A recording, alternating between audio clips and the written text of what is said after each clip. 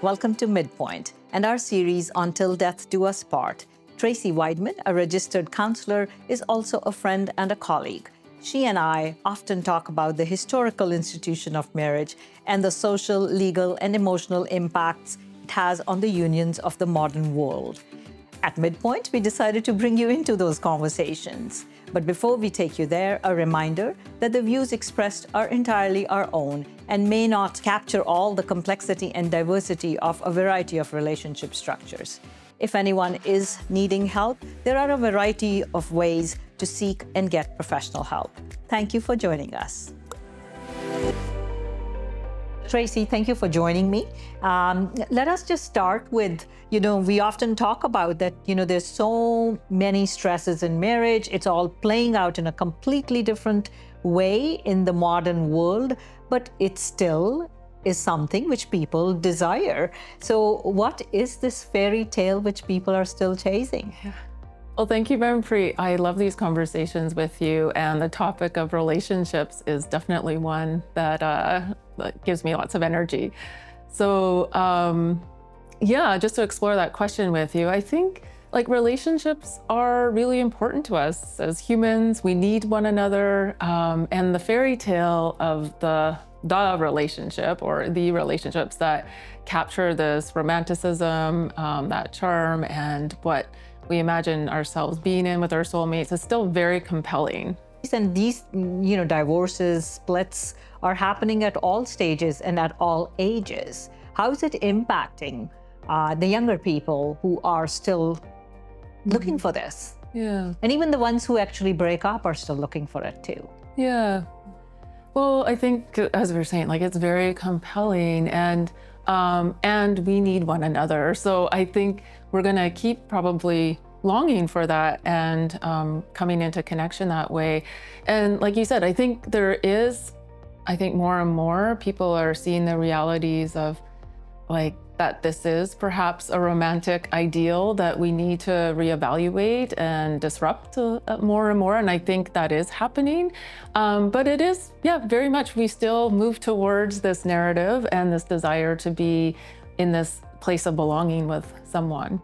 I think it is also a narrative that is fed to us, as a system, as our society. I think there's very much what they call pronatalism, this idea of what a family should be, how it should be organized, what a couple should look like. And I think we are given that message very strongly in our society. Let's focus on this whole aspect of romance leading to a wedding. How much does this whole material world today, in terms of the wedding industry, how does that impact? I guess, I'm not trying to stereotype genders, but more with brides, and, the concept of a wedding is a very important one for people. Yeah, and I think it should be. I think it's such an important ritual, and how one creates that to feel it's honoring this coming together of families, of culture and traditions is really important. But it's an immense industry. I think we also need to talk about the economics behind it as well. I was looking up right before we connected that the wedding industry is $5 billion in Canada, and worldwide it's almost $300 billion. So there's a lot of investment for folks in this. How do people do that reality check for themselves and tap into their own particular reasons of marrying this particular individual? Is it even possible with all that pressure around you?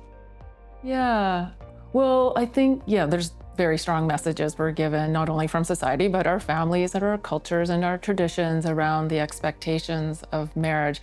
I mean, a reality check, my wish would be that going into relationship, that there would be a bit more examination of oneself, of what messages you're being fed and those pressures, so that you're moving into it in a way that is a bit more realistic with, what it is to be a human in a relationship. Is there that human desire to be accepted in that external sort of a way without some of your internal reflections?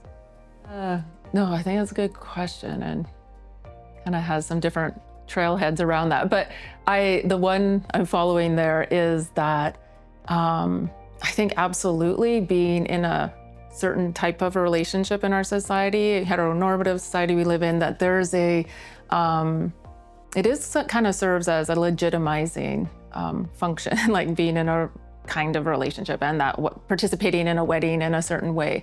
And so it does give, I think, people some privilege and validation. Yeah, exactly. And I think that's very powerful. And if you don't participate in that in life, I think if you haven't participated in that kind of rite of passage or a marker, there is some, I think, infantilizing that happens of those people who maybe don't, perform those sort of relationships in that way or weddings in that way.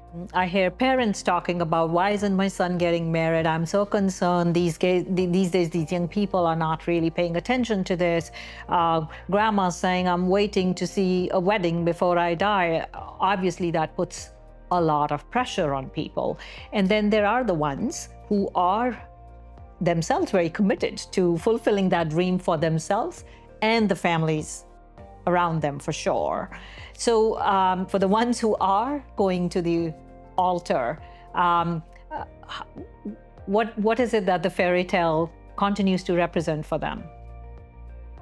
Well, I think, probably many different things, but I do think there is that longing for companionship and that commitment.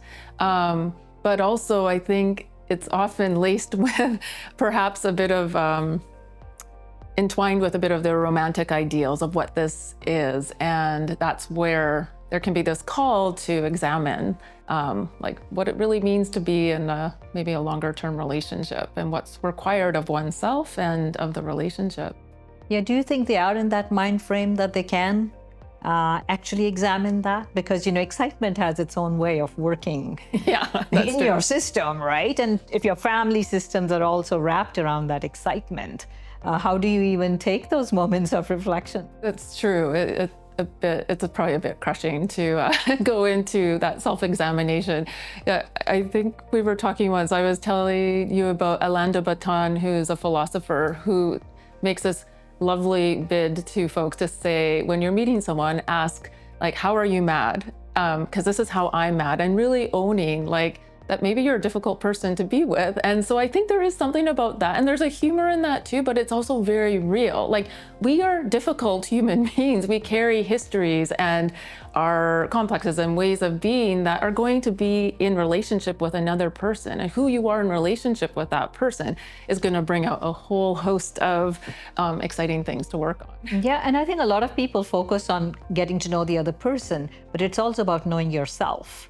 So Tracy, the stuff where people, some of them are not willing to jump on to this and are hesitating, we will talk about that in another episode. But in our next episode, let's look at the ones who've made it to the altar and are excited. And lots of marriages are still very successful, to see how they kind of continue their passion, their honeymoon, and how do they prolong that while the juices are still going. And to our viewers, please join us in our conversation next time. And I'll remind you, this is just a conversation. And if somebody needs help, there are ways of seeking that professional help through a variety of ways, which we will continue to talk about in our discussions.